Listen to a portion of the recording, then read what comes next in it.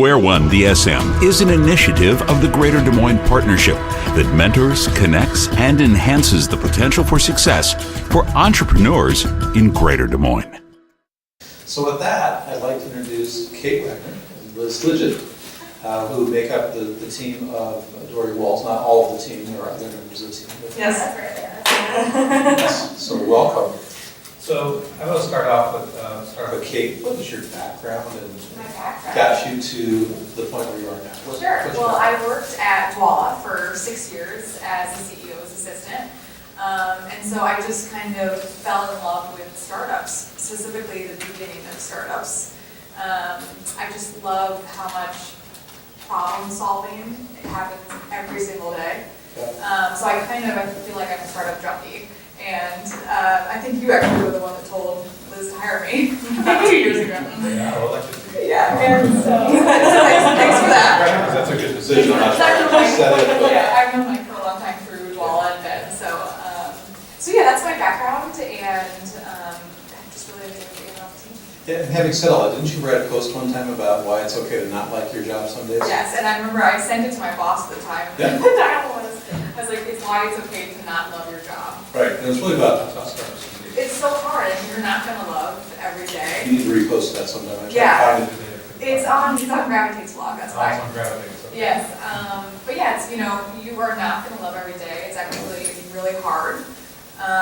But I think as long as you believe in the company and you're trying to grow, then you can get through it. But you're not gonna like it every day, you're just not. And I think that's one of the fantasies of startups, because having worked in a startup that became a 5,000 person corporation, it's not a startup, let me tell you. It's a Totally. animal. You don't like every day of those either. No. I mean, it's not that corporate's bad and startups are good. Good, or corporates are left and startups.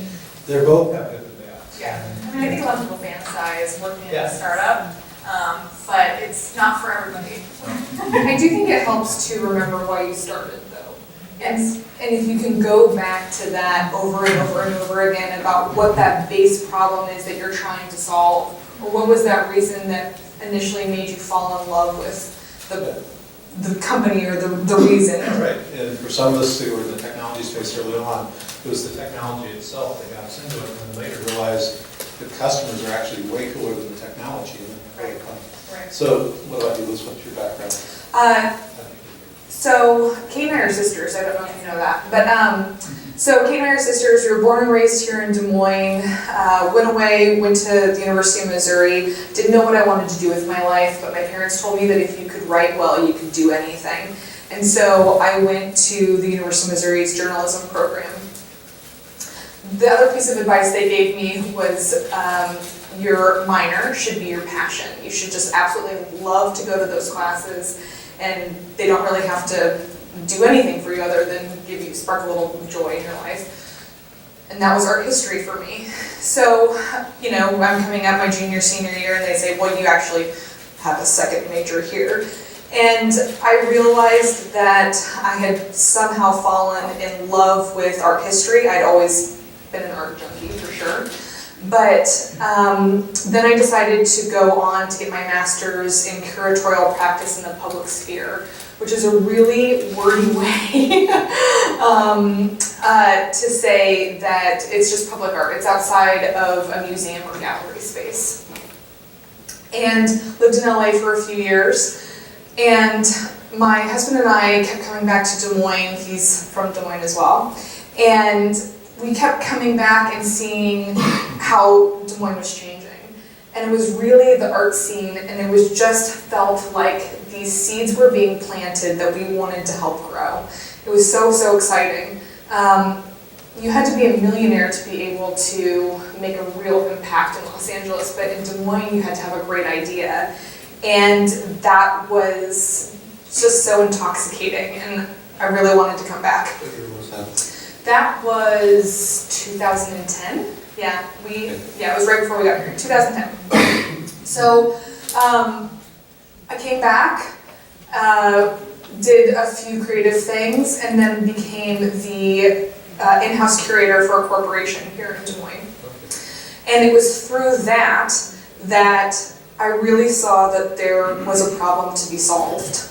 And that was so many collections, corporate collections, in the 80s and 90s had in-house curators, and then because of the economy or whatever else just weren't being properly taken care of. Sometimes there was a CEO that had an art passion, but they would retire and the new one would basically acquire this collection, not imitate them. Right, exactly. So that's when I decided that I was gonna leave my job and start taking care of corporate collections. Now, Adore Your Walls does many, many, many different things, but that was where it started. Yeah. So before we get into what Adore Your Walls really does, I want to know, Kate, how does this work, the two of you siblings working together? And Yeah, well, I think you asked for our background. Yeah. Both of our parents were entrepreneurs. And so we always grew up just assuming we'd be entrepreneurs. And I think we both have found that we don't like working for other people. They're real authority We issues. don't Yeah. work well. You don't follow. We don't. We, not a big fan of authority. Yeah. Anyway, but I think it's funny. People always want a scandal with sisters working with each other, but we have really enjoyed it. And I think what makes us work really well is that neither of us are trying to do each other's jobs. Right. And we both have our lanes. She is amazing at the creative side, the art curation, and I run all the operations. So neither of us want to do each other's jobs, so we work really well together. I was actually talking on email to another entrepreneur in the area who was looking to find someone to join the business. Yeah.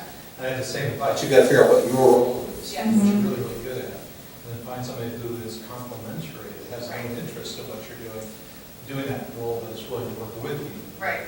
Right. And I think the other good thing is that because we are sisters, on the hard days, we can laugh together about Yeah, it. and we can be frank with each other too and get Yes. over it very easily. Yeah.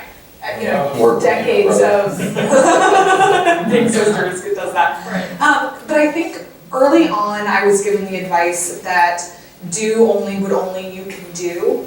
And so I really had to take a look. It was hard for me to, even though I had been going after trying to get Kate to join the business for a couple of years before you eventually took the job. You took the job, was worn down. Yeah, I really had to take a look at myself and say, what are the things that I am really, really good at? What are the things that someone else could do?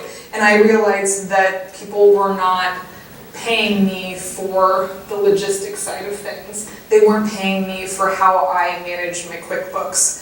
So my time can be spent a lot better, and Kate can be doing those things and really bolstering the company that way. Yeah.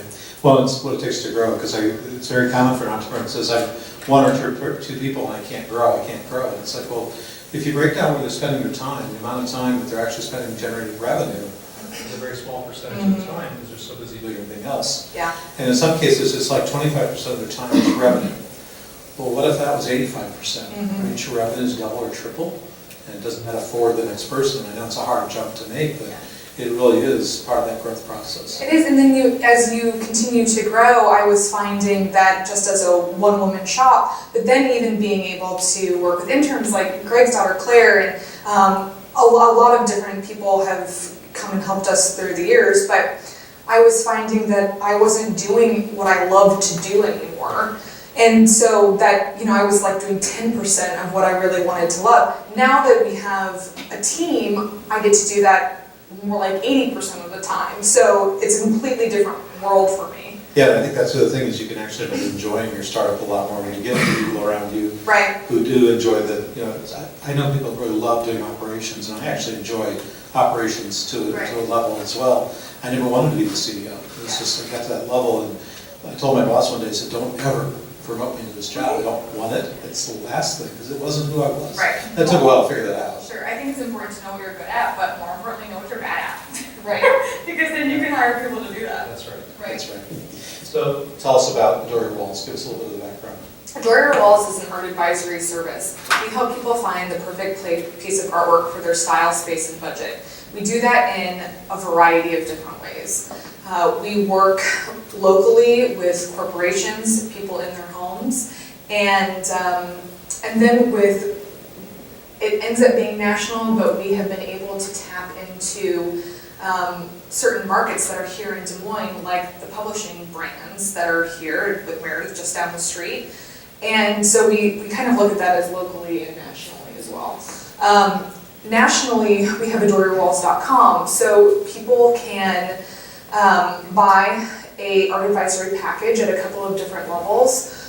They take a questionnaire, they send us photos and dimensions of their space, and then we help them find the perfect piece of artwork.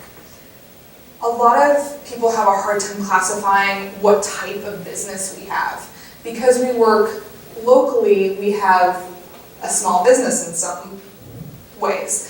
Because we have the website and we're working online a lot, we're kind of a tech business. Because we're sisters, we're a family-owned business. You can check all the boxes. Yeah, we can check all the boxes. Sometimes people have a hard time classifying us. We're not really too bogged down with those terms, but it ends up being a lot of different types of businesses. Well, I think that, when people talk a lot about how much trouble some small businesses are in, especially in the rural areas or in the middle of the west, middle of the country, whatever. Personally, I think every small business needs to find a way to get online. I mean, it's such a, if you already have the storefront, you already have the office, you already have the fixed space, why not jump online and see what you can do, especially if you have a unique product to offer. And so I see you guys, it's a hybrid business model, but it's the coming future. Right. To me, it's not, there's no room for 5 more Amazons out there. Right? Mhm. Walmart and Amazon, the others are busting heads right now. What there's room for is 10,000 or 100,000 small businesses that have a global footprint. Right. And the tools, we'll get into the tools a little bit, but the tools that are out there make that pretty straightforward to do. Absolutely. You don't have to raise the amount of money Amazon raised. No, and the great thing about the way that we've been able to grow over the last 5 years is that we haven't had to raise money. That's something that you and I have talked about a lot, and Mike said, as long as you can be cash flow, do it. I mean, that's the great thing, is we don't really have to answer to anybody else, which is wonderful. But we have used a couple of different tools. When we decided to do adoryourwalls.com and launch that tech side of the business, e-commerce sites are expensive. So we decided to do a Kickstarter, and we were fully funded within a week through Kickstarter, and that's how we did adoryourwalls.com. People were able to, donate at different levels, and depending on that, we worked with national artists to give them prints of artwork, depending on the level. Right, that's really important because Kickstarter, it's a nice way to fund something, but it's actually a better way to validate a business idea. So, what they had is an idea for Dirty Walls, and I worked with you a little bit more Yeah. trying to figure out, does this have traction, is it Right. going to work? And, at first it didn't work, Right. we had some kind of struggling times of saying, no one's reacting, no one's. Right. But, so to me, a lot of Kickstarter does for any size business is validate that people care. Mhm. There was a game council 4 or 5 years ago, but they had a Kickstarter for $800K, they raised $14 million. Mm-hmm. Yeah. Now, 3 years later, it didn't work, but what a way to validate that there was a desire for that product in the market. Right, and the other way that we did that, that we really fully funded the rest of the company was through a pitch contest with IWLC, with the Iowa Women's Leadership Conference, and it was called Invest in She. Does Invest in She still happen? Not at the moment. Not at the moment, okay. You're going to So, bring it back someday, right? Yes. yeah, Yay. that was an incredible opportunity. Drove to Cedar Rapids, gave my very first pitch. I had never been in that position before. They decided that I could be one of the finalists. I think there were maybe 10 of us or something around that size. And then I won $10,000 just from that pitch. And that was one evening, and it completely changed. I mean, it was all of a sudden we were ready and raring to go. And we got a lot of great mentorship from it too. So we've been able to use a couple of different ways to raise money when we didn't have that cash flow, that we're not in debt. And that's really nice to not be in debt. Oh, man. It's a wonderful place. Yeah. So you mentioned your relationship with Better Homes and Gardens. I wanted to talk about that because We get asked a lot about the accelerators that were created here in Des Moines, the insurance accelerator, and the Agritech Accelerator. And a lot why they happened was because we leveraged. leverage strengths in the community. One of the things I think I find very interesting is you found a very strong point in the community that's now being stronger. Yeah. Right? That you can leverage. So talk a little bit about how did you build those relationships? Let's go knock on the door at Merit. No. The front door doesn't get you into the CEO's office. So No. how'd you do it? So, if we were in Des Moines and Meredith was solely in New York, we would be having very difficult issues trying to figure out how to get into those doors, because editors receive thousands of emails a week, right, from people like me. So one of the ways that we were able to do that was early on with the business, and that really how I started the business was going through my LinkedIn contacts. LinkedIn was 100% the way that I started my business.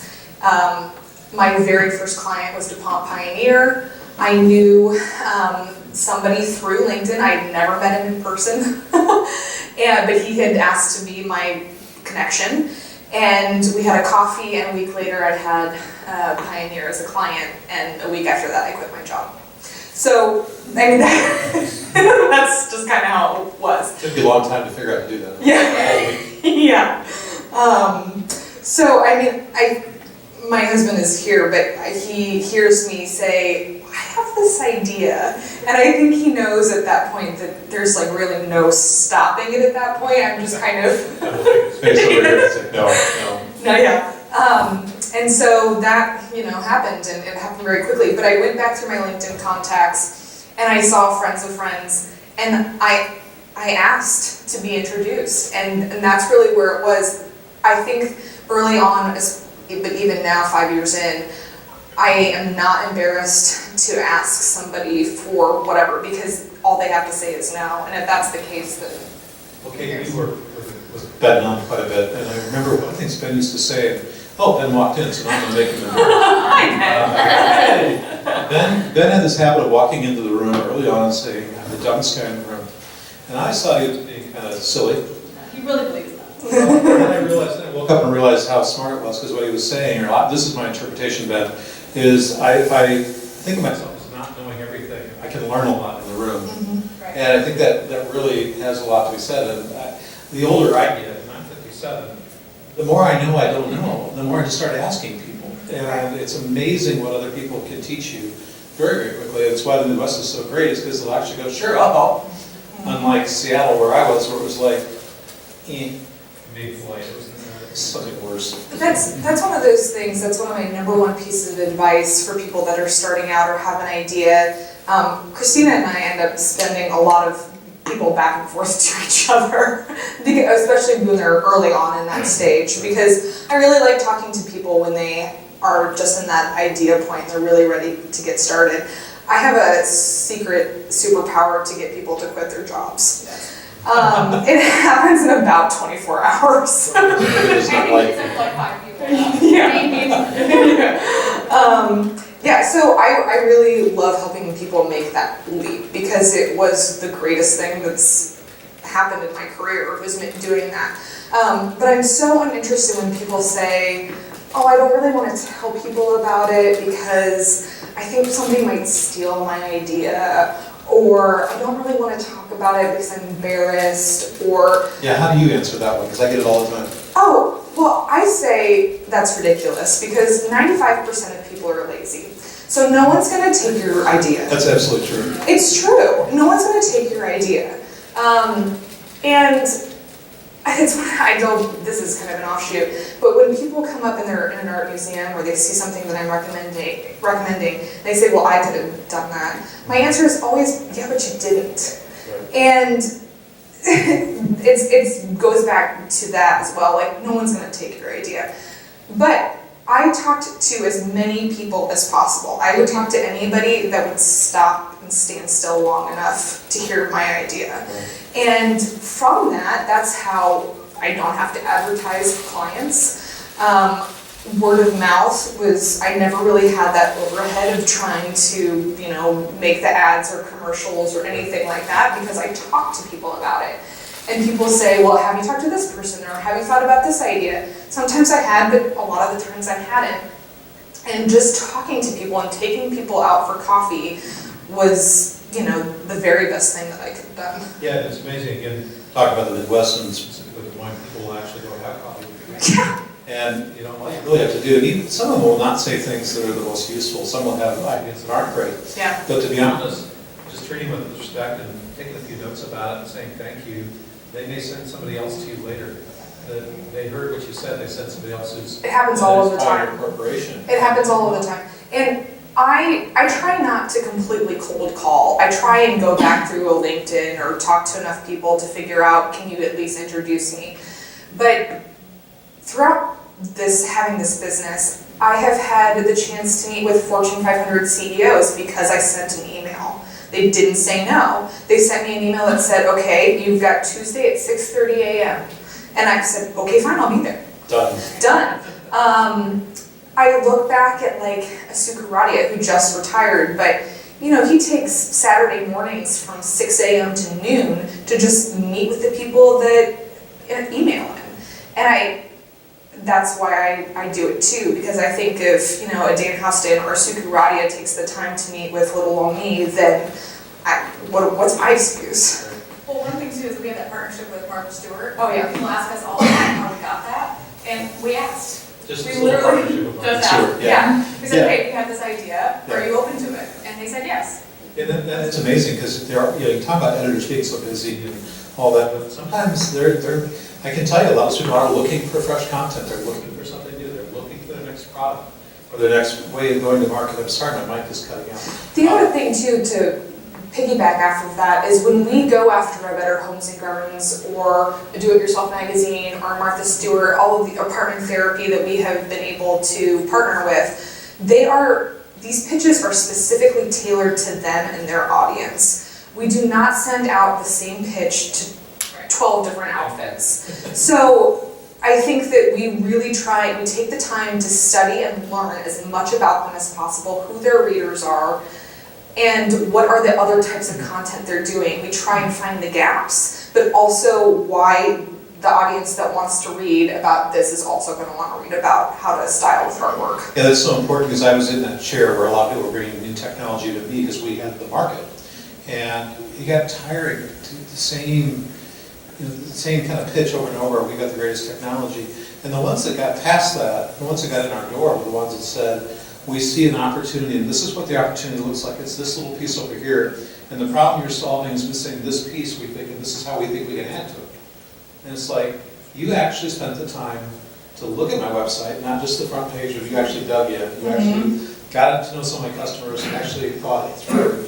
And that simple act, which takes some time, Yeah. but it's amazing. You can tell that, even on a cold email, you can tell the person that researched you and actually did some work. We don't get emails back that say, well, we're already doing that, because we know exactly what they are doing. Yeah, we know they're not, so it works well that way. So you are, the two of you, you have another full-time person here? Tina. Hi, Tina. And you have some contract employees. We do. Are those the art? Stylists, yeah, we have art stylists that help us with the art packages. One's in Austin, Texas, one's in Santa Barbara, because it's all online, they don't have to be here with us. And then we also have a contract person for business development. Our dad's our general contractor. Our dad is our general. Our mom says she's on our board of directors, Yep, even though we yep, don't have one. But yeah, we have several people that help us.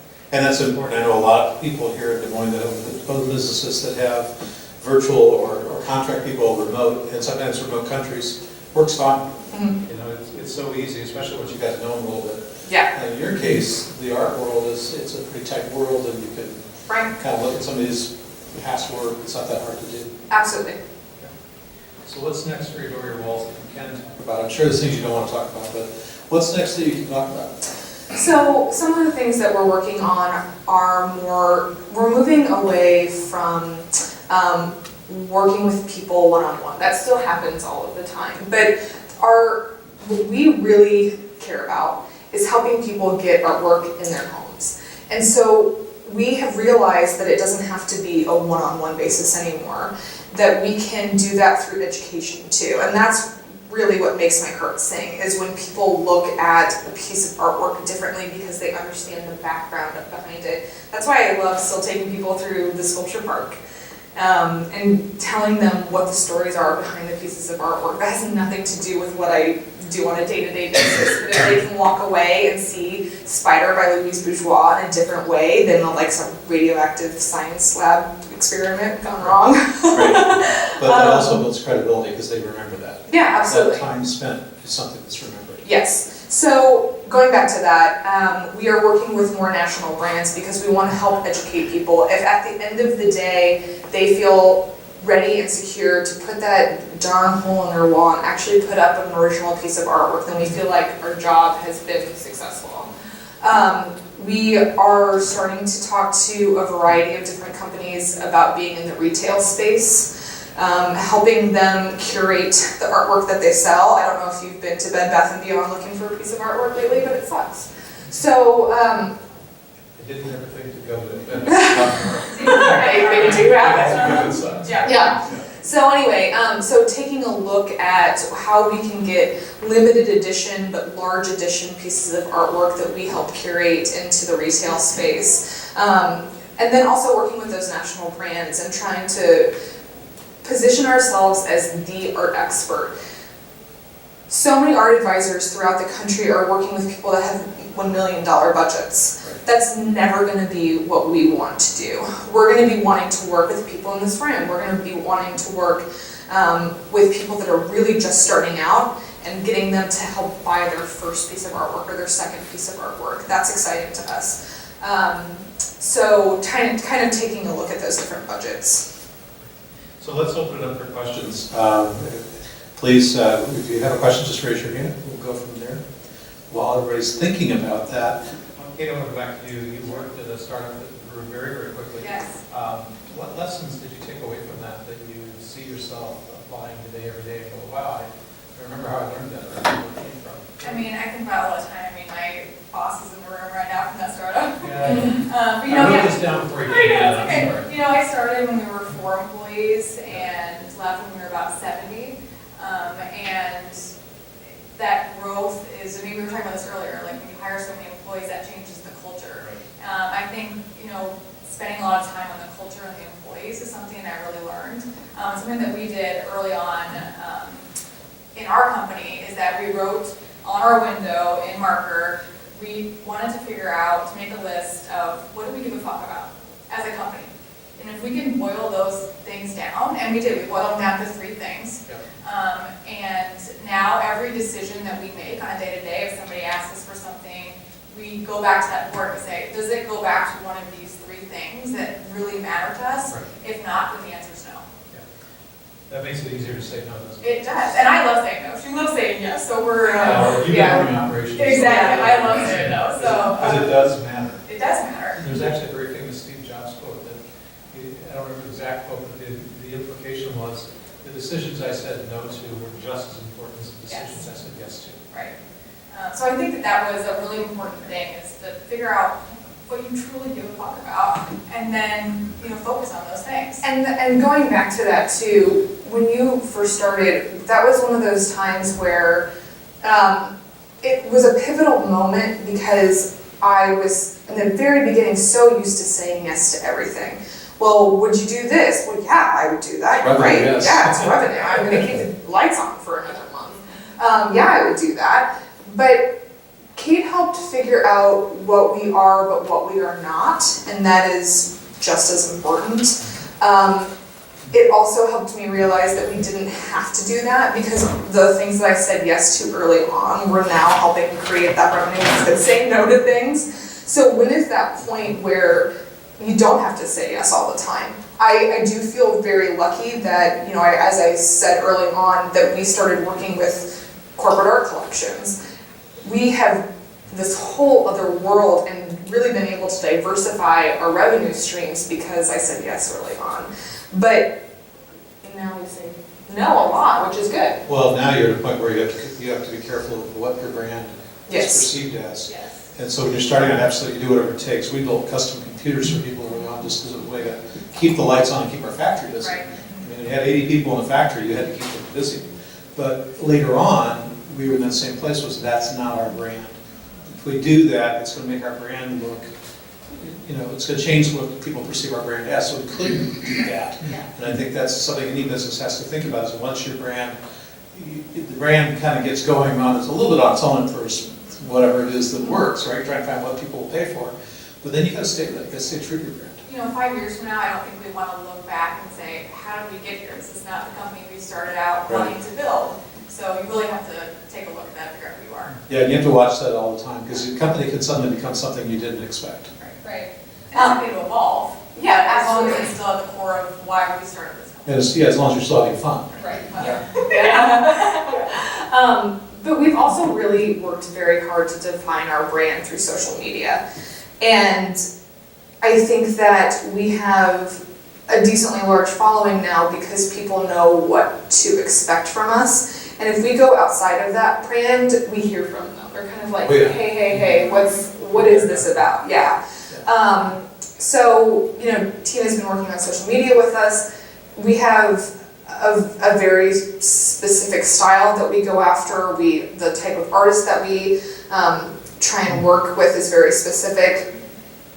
And beyond that, part of one of the things that we really give a damn about is working with a variety of different types of artists too. So we make sure that we're working with at least 50% female artists. We make sure that we're working with artists from all different ethnicities. We're working with people from here in Des Moines. We're trying to lift up that art community, but also working regionally and nationally.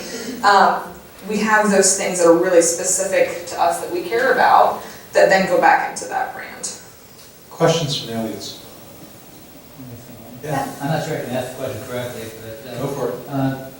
how did you approach and develop your internet and social marketing, social network marketing? How did you approach that? Who has the expertise in that between the two? So which one of you is the social media She's expert? got 25,000 followers. I'm very proud. You have my So I think you can answer this one. How'd you build it? To do the website, we hired out. We worked with Happy Medium, and I looked around at a lot of different companies, and we really wanted to find a company that could get the right style for us, and Happy Medium was that. So that's who did our website. Again, it's like going back to do only the things that only you can do. I can't do a website. I just can't. And Squarespace or something like that platform wasn't going to offer the e-commerce capabilities that we really needed. On the social media side of things, I basically created a guidebook that I knew that this was what we were always going to follow. It kind of goes back to, I always use the same sort of language and tone. People really want to see behind the scenes things and try and give them that exclusive access. So I try and not have it be so corporate, uptight, that they feel like not only they know me, they know Kate, they know how the company is working. Like, it's not just a bunch of ads. It's not just a bunch of ads. About the journey of building the company as well. Kate and I had this day that was so terrible. The worst of all days. It was the worst of all days. And, for example, this guy came for a meeting that we were not fully prepared for. I thought he was a bartender. I'm gonna be honest. He was not. He was the president of the company. Yeah. So we thought, I kept asking him to serve me a drink. she asked him his name, and he said, "My name's Steve," and he said, And I didn't hear him. So I said, "I'm sorry, what was your name?" And he goes, "Oh, it's a Steve." And I was like, "Oh, a Steve." I thought his name was a Steve. It was like, just terrible. it was just a tour. By the way, we did get that deal. Yeah, we did get that deal. Yeah, We turned it around. We turned it around real quick. Yeah. But then right after that, we went to a meeting to sell a mural to a place that didn't have a wall for a mural. So it was just one of those days where we were not prepared. We took people along on social media and talked about it the entire time. And because we think that it's important for people to see that some days we are completely acing it. And then there are days that we are just fuck ups. Like it just is. Like it's just kind of the way that it is. So I think that authenticity has been really, really important to our social media strategy. Also being sure to understand where your audience is. So for us, Instagram is the perfect platform because it's incredibly visual, and that's what we do. And it offers so many different capabilities. We have the age range, and like 60 to 75% of our followers are female. I mean, we know so much about the statistics of who's following us from Instagram, and we know that's where they are. We even know what times now to post because we know when they're interacting. From 7 p.m. to 8 p.m. is when we post, or at least I post, because I know that their engagement is really, really high. They're back on the couch, they've had dinner. They're ignoring their children. Yeah. On their phone.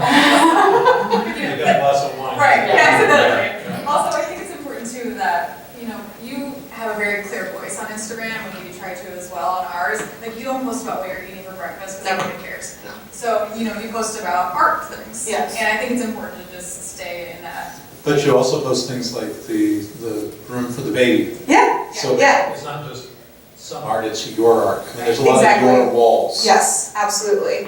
Yeah, and I think that that continues to give it that personal feel that I'm practicing what I preach. I'm living, You live what you do. I live what I do. There's artwork everywhere. And doesn't it look beautiful? Don't you think your home should look like this too? Yeah, I just want to come and hang out and work in In your your office. Yeah. It's a very feminine office, I will say, but I love it. It's like, I'd like to Thank hang you. out there. Yeah. You mean our pink couch is feminine? Or our hot And yeah. our hot pink conference table? I think so. You know, you're wrong. Yeah. I still think it's fun, I like to look at it. Yeah. It'd be a great place to hang out. We changed it from, it was a very masculine office.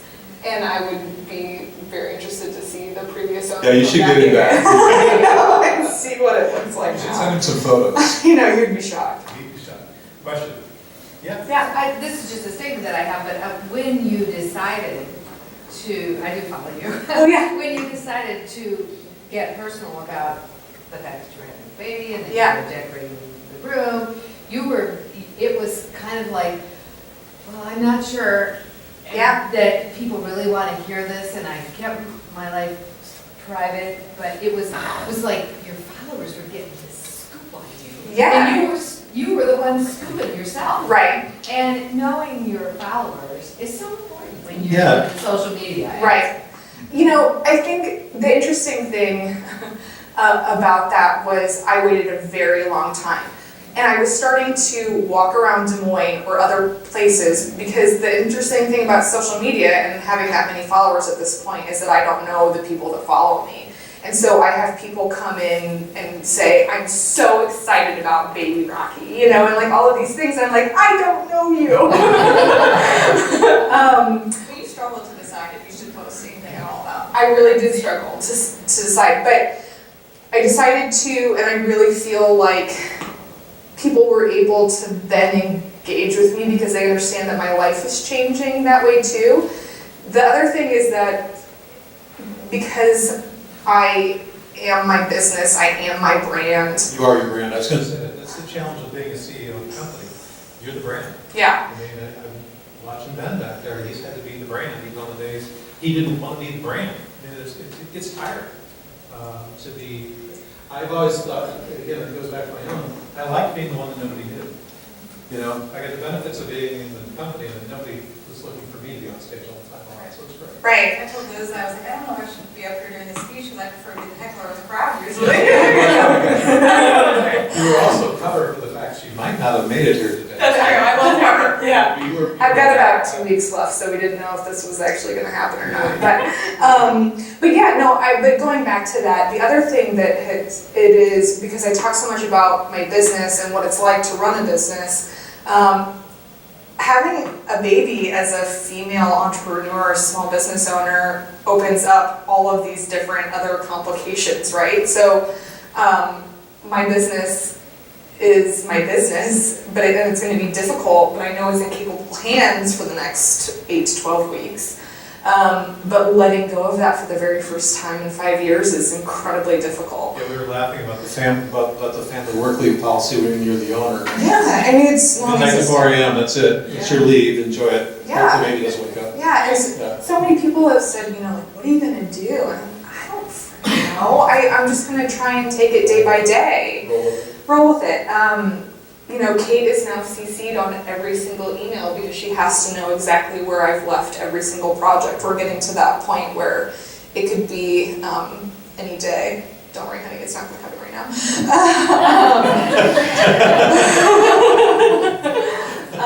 Good luck, I like the look on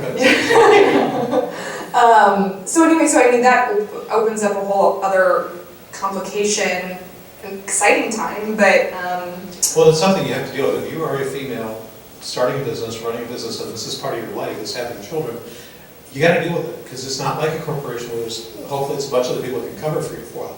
It's part of the deal, and it's, you know, you can say it's not fair, guys versus gals, it just is.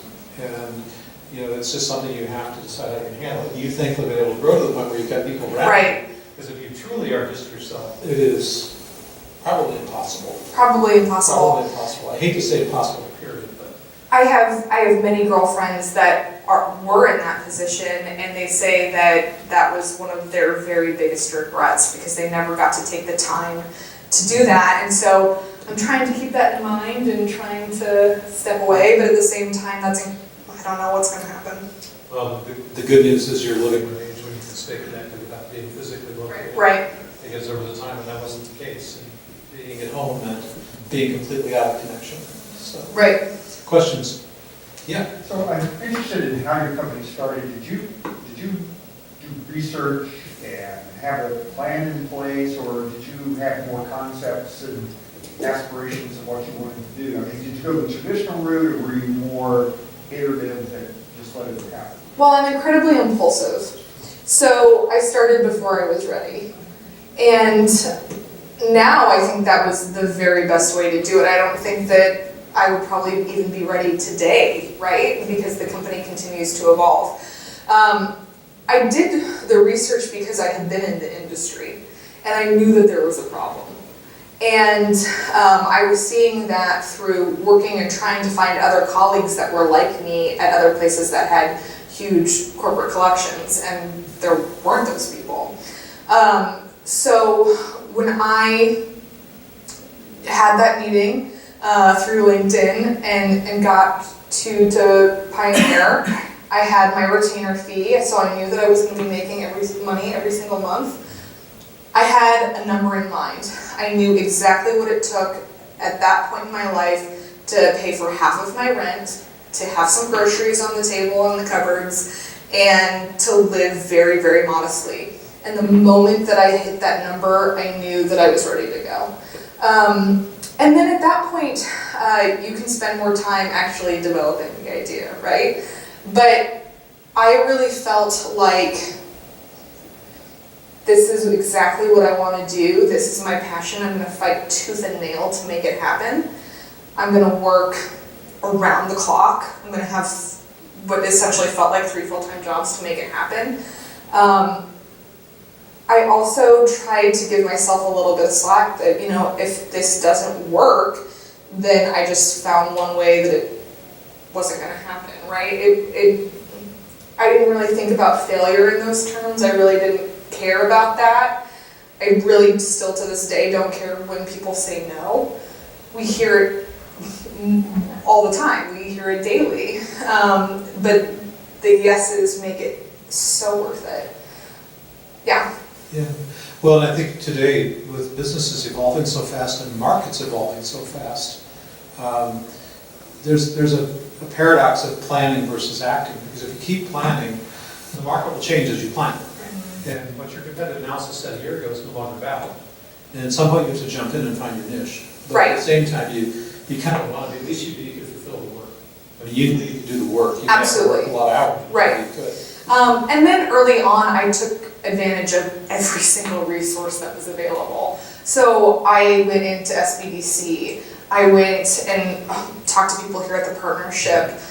Later on, I worked with Mike in Square One. I've talked to Christina about things. So I knew that there was this group of resources of people that wanted to see me succeed because I was a young female business owner here in Des Moines, right? Or just any business owner, doesn't matter. Yeah, I was just a business owner here in Des Moines. So people wanted to see me succeed, and that's the incredible thing about this community.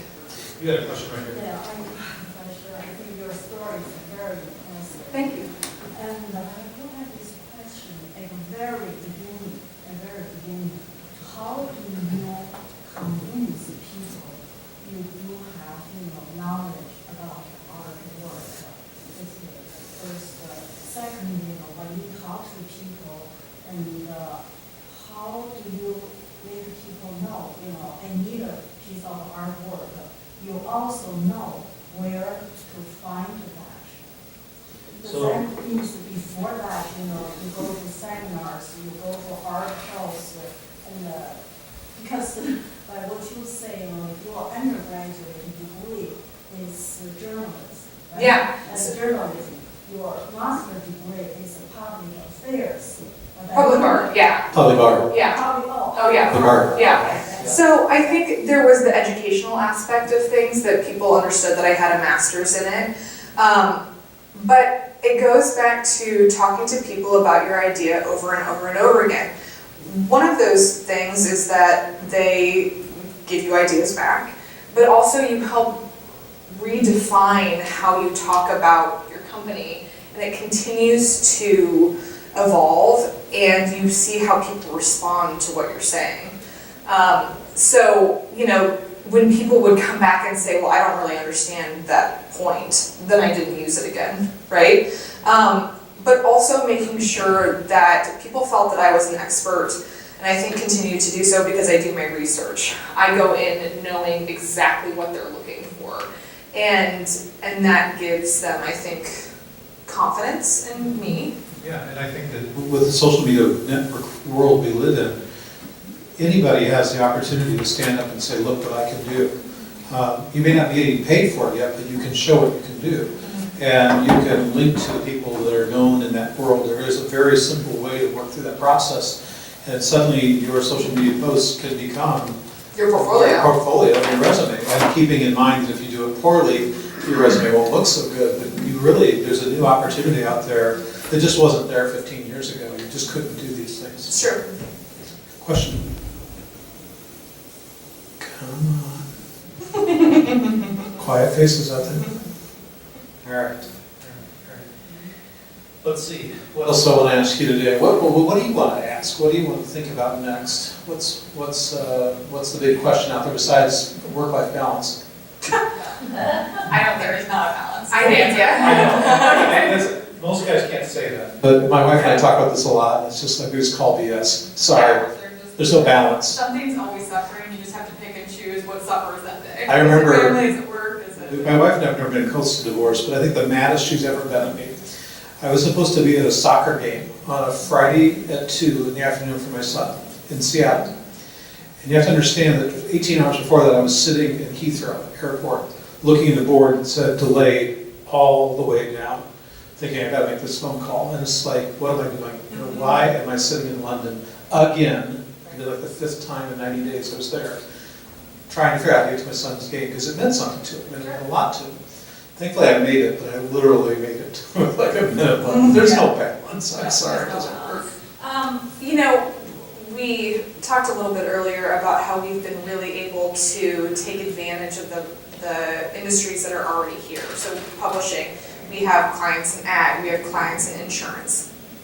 We've been able to tap into those things. There are big time companies here in Des Moines that we've been able to, I don't want to say take advantage of, but we take advantage of the fact that they're here. The word's leverage. Right.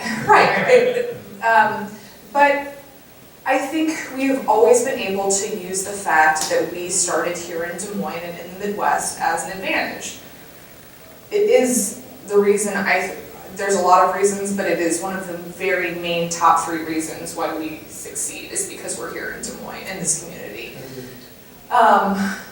Beyond that though, as we are building ourselves as a national brand, how do we convince people that are in New York and Los Angeles that we know what we're talking about as a creative business in the Midwest?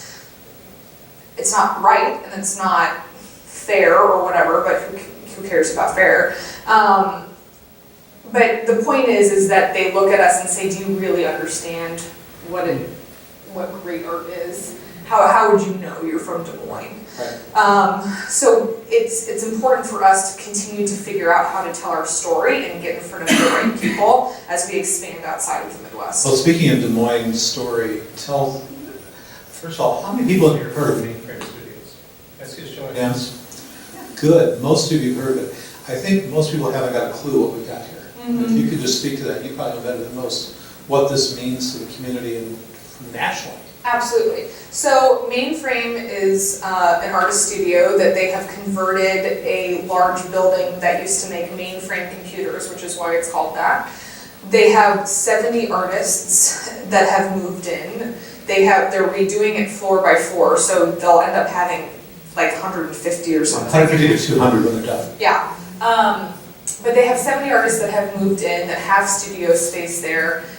The amazing thing is that we're seeing artists move From New York. from New York, And other from places. Minneapolis, from Chicago, from Cedar Rapids to be here in Des Moines because we're offering the opportunity to have a studio space like this. Well, you're right, it's a studio space, but it's a studio space with other artists in a community that supports them. It's building a community of And it artists. leverages on what Des Moines already done. Right. Because the sculpture park and all of the pieces in our museum and our art walk, all our pieces that build up to the ability to do mainframe. Right. And I walk through there, my wife volunteers over there, I walk through there all the time, and I'm just blown away by the level of art that's sitting here in Des Moines. And I think part of that credibility is, hey, people from New York City, New York are moving here to do art. Right. That should speak to it. One of the things that we talk about a lot is artist placemaking, how art can completely change a vibe in an area. And we saw that happen firsthand at the Sculpture Park, every one of us saw that. But we're seeing that through the creative economy growing too. And I think that it's an incredibly exciting time to be in Des Moines because of that. It is, it really is. So thank you both for coming. Can you stick around for a few minutes and Sure, chat? yeah. Yes. Thank you. Oh, do you have one more? Yeah, there's one more question. Yeah, okay. Very interesting, congratulations on your success. Thank you. I think it's wonderful. How do you take it to the next level? How many people are there like you out there? Dave, what's, okay, somebody tell me what the next level is. I can never figure out what the next level is, but go for it. Right. You know, it's interesting because I don't want to say that we want to limit ourselves, but I have no intention at this point to raise money from other people. I have no intention to have 5,000 employees. I have an idea of what I want my business to be. And I think that we can accomplish that through 10 to 20 people, right? But it's about getting those big contracts. And since we're doing it through cash flow, it's just about getting to the point where you're uncomfortable and you can't handle it anymore. And then you hire more people. And that's basically how we've run the business so far. And it's a good way to run a recession-resistant business because the problem is there are business cycles out there and you don't know what's going to come next. And especially in the world of corporate art, if there's a corporate downturn in the economy, you're going to see a cutting of the art budget. Right. You know, I think that people have an idea that, you know, we just saw Workiva become a $1 billion evaluated company. That's really freaking cool. That's very exciting. But that doesn't have to be our ultimate goal. So to be successful, right? Yeah. Yeah, and I gotta be honest with you, as a community, I'd rather have 100 mid-sized businesses than one big one, because the problem with one big company is it can have a bad couple of years, and it can get sold, and it can move. You get several hundred businesses that are owned by people who make Des Moines their home. You have something that's durable, that will stick. Right. Thank you both for coming. Thank you. Thank you all Thanks very for much. having us.